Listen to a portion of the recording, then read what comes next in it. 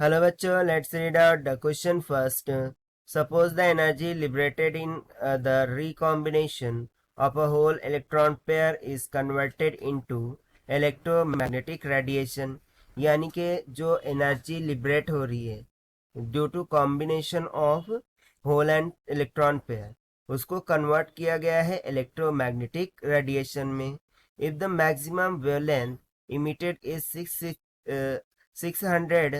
660 nanometer.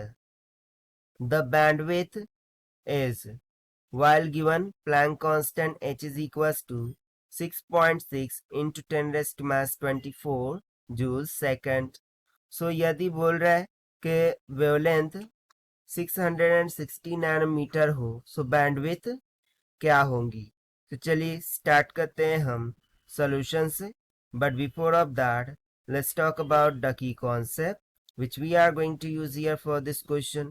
So हमें calculate क्या करना है बैंडविड्थ. ठीक है.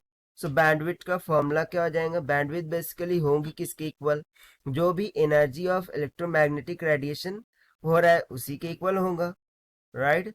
सो यहाँ से हम सिंपली बोल देंगे this will be equals to the energy of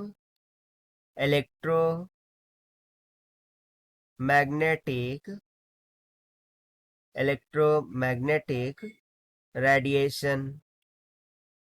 right.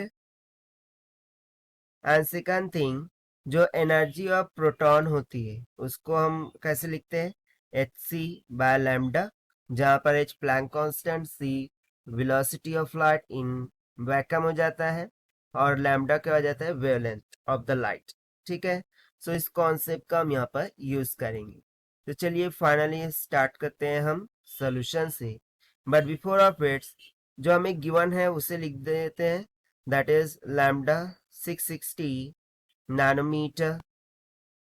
Planck constant हमें गिवन है h is equals to 6.6 into 10 raise to minus of 34 joule second की equal. While we know that कि जो speed of light in vacuum होता है वो constant होती है, that is 3 into 10 raise to 8 metre per second के. से यहाँ से हम जो एनर्जी ऑफ इलेक्ट्रोमैग्नेटिक रेडिएशन है वो कैलकुलेट कर सकते हैं. Right. So simply by using the conceptual formula, energy of electromagnetic radiation E will be equals to hc by lambda हो जाएगा. So this is equals to h कितना है 6.6 into 10 raised to mass of 34 multiply by c कितना है 3 into 10 raised to 8 divided by wavelength कितनी है 660 into 10 raised to mass of 9 metre की equal, क्योंकि यहाँ पर नैनो में गिवन है उसे मीटर में कर लिया मैंने. ठीक है. सो देखिए यदि मैं इसको सिंप्लीफाई करूँ सो मैं इसको इस तरीके से लिख सकता हूँ 6.6 into 10 raise to minus 34 multiply by 3 multiply by 10 raise to 8 divided by, यहाँ से मैं 2 पावर्स इसको दे दूंगा.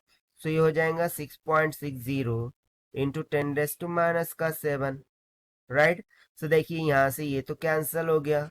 सो finally E will be comes out equals to 3 into 10 raise to minus of 34 minus 7 ऊपर जाके प्लस 7 हो जाएगा. 7 प्लस 8 कितना हो गया 15. ठीक है. सो ये इसमें 15 ऐड हो जाएगा.